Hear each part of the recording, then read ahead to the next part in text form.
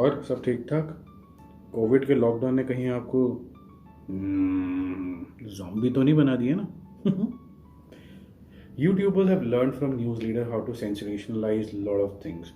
बेताल को भी पता नहीं नया क्या क्या बता रहे हैं, ओवर एंड हैं या सच में कुछ इसमें अंदर अच्छा है। क्या रिव्यूअर्स ने अच्छे से डीप डाइव किया है, उस पर गौर किया है और उसके बाद अपने कमेंट्स दिए, पता नहीं। बहरहाल अगर आप जॉम्बी या हॉरर मूवी लवर हैं तो आप ये वीडियोस एंड तक देखिए और अपनी राय बनाइए। चलो चर्चा शुरू करें एक क्वेश्चन के साथ। Will you flaunt a Swift in front of someone who has a Mini Cooper? The former is grossly inspired from the letter.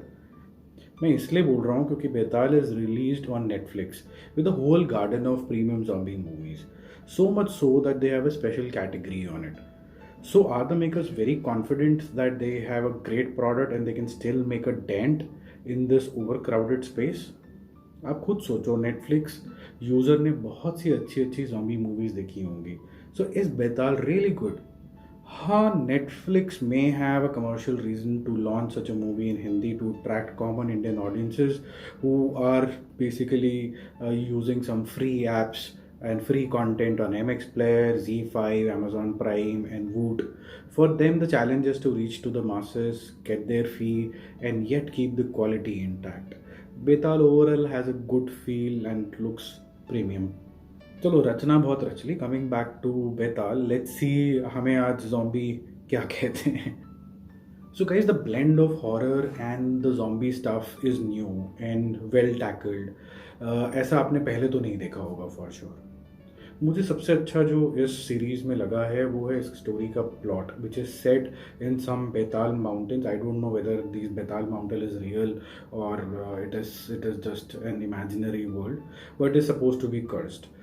Plot is interesting and the twist of a 160-year-old East Indian Company's colonel raising a zombie army is very very refreshing.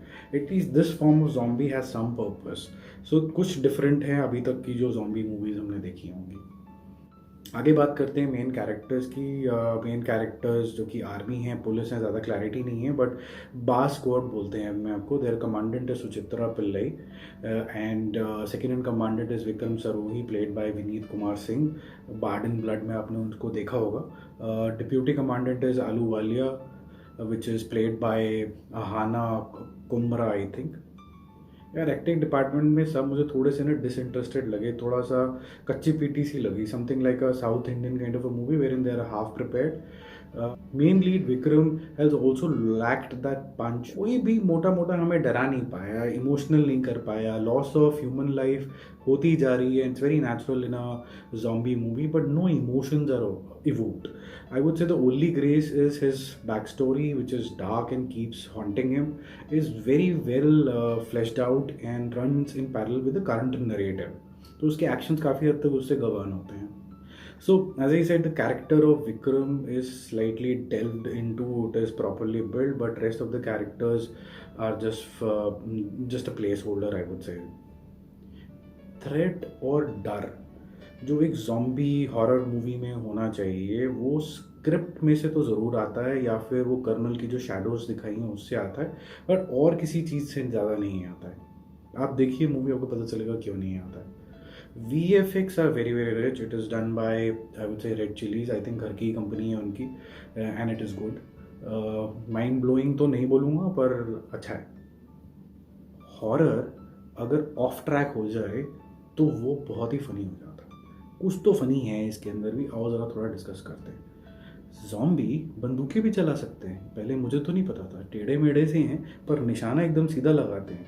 पुराने ज़माने की बंदूकें और ammunitions भी हैं. इतनी गोलियां कहाँ से लाए भैया, कहाँ दबा के रखी थी.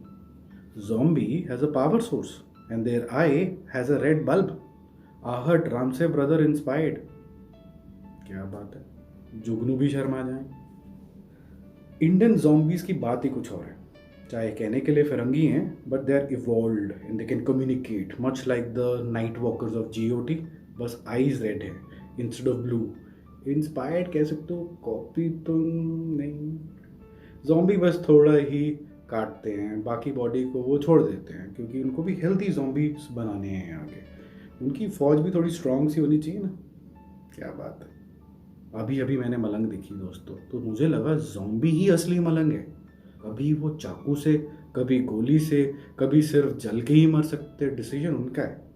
हाँ, नहीं हो सकता है शायद डायरेक्टर साहब का भी हो, उनका जो मन करे। India doesn't make durable wires and tube lights now because 160-year-old barrack with switch lights and पुराना बोर्ड सब कुछ ढंग से चला दिया उसने, तो ECE बल्ब और ECE ट्यूब ही लगाना। The concept of a good soldier, which I think is grossly abused, which I didn't like at all. भाई good soldier doesn't take command but also comprehend, जो अपना दिमाग भी लगाता है। वो जोम्बी थोड़ना है दोस्त, ये मुझे समझ में नहीं आया। ये थोड़ा लगा कि बेचारे सोल्जर्स को बुद्धू बनाए हैं। फिर भी ओवरऑल द फिल्म की स्टोरी बहुत अच्छी है। इट इज़ वेरी वेरी एजी, वो आपको बांध के रखेगी।